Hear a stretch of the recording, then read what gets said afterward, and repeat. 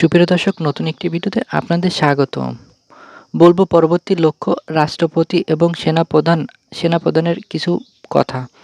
আপনারা ইতিমধ্যে জানেন যে বাংলাদেশ আওয়ামী লীগ দল হিসেবে নিষেধাজ্ঞা করা হয়নি। মানুষের ভুল ধারণা বার্তা ছড়ানো হচ্ছে। তবে বিজ্ঞাপনে যা বলা হচ্ছে তা হচ্ছে আওয়ামী লীগের কিছু কার্যক্রম আপাতত সেটা নিষেধাজ্ঞা থাকার কথা বলা হচ্ছে।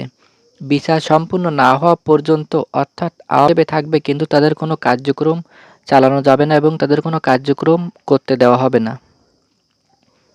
কিন্তু গতকাল আরেকটি বিভ্রাট ঘটনা ঘটেছে। নির্বাচন কমিশনার আওয়ামী লীগের নিবন্ধন বাতিল করেছে।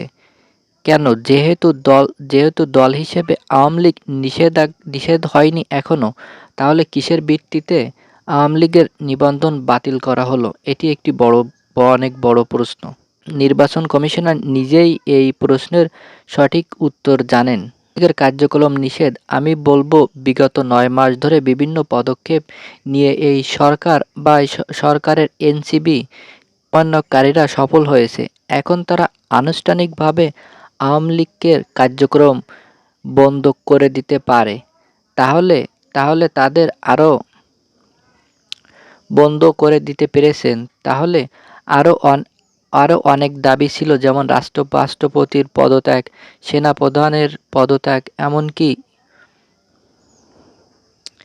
এমনকি বাংলাদেশের জন্য আরও নতুন চমক এগিয়ে আসছে এবং দ্বিতীয় প্রজন্মের জন্য ঘোষণা করা হবে।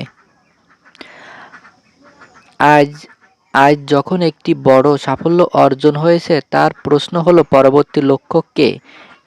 এখন কি রাষ্ট্রপতিকে সরানোর জন্য প্রচেষ্টা করবে না? কি সেনাপ্রধানের লক্ষ্য করবেন না? তো সরকারের সময় যারা শীর্ষ পর্যায়ে ছিলেন তারা এখন সবাইকে সরিয়ে দেওয়া হয়েছে। সশস্ত্র বাহিনীর প্রধান, র্যাবের মহাপরিচালক, বিজিবির নতুন পুলিশ কমিশনার, এমনকি মন্ত্রণালয় সচিব পর্যন্ত বদলানো হয়েছে। কিন্তু এখনো সেনাপ্রধানকে পরিবর্তন করা হয়নি। তারা এখনো হাত দিতে চায়। যদি তারা এখনো হাত দেয়, তাহলে কি সেটা সেখানে থাকবে নাকি থাকবে না? কাকে সরানো হচ্ছে? সেনাপ্রধান ডক্টর ইউনূস সরকার নাকি এবং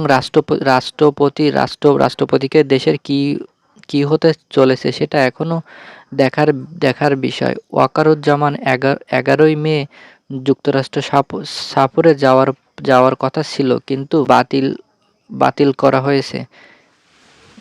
অফিসার জেনারেল কামরুল হাসান সম্প্রতি কক্সবাজারে গিয়ে ফিরছেন। তিনি এটি নিয়ে অনেক কিছু বলছে এবং জাতীয় নিরাপত্তা উপদেষ্টা কাজ করছে, সেনাপ্রধানের পরিস্থিতি পর্যবেক্ষণ করছে।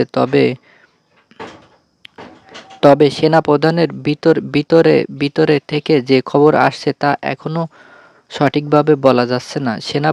সেনাপ্রধান জেনারেল ওয়াকারুজ্জামান যেহেতু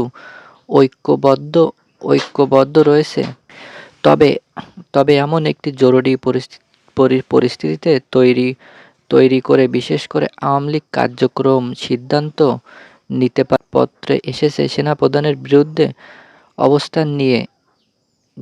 গতকালকের একটি ভিডিওতে আমি বলেছি যে তিনি কাউন্সিলর মিটিংয়ে গিয়েছে। এরপর থেকে আওয়ামী লীগ কার্যক্রম নিষেধ করা হয়েছে।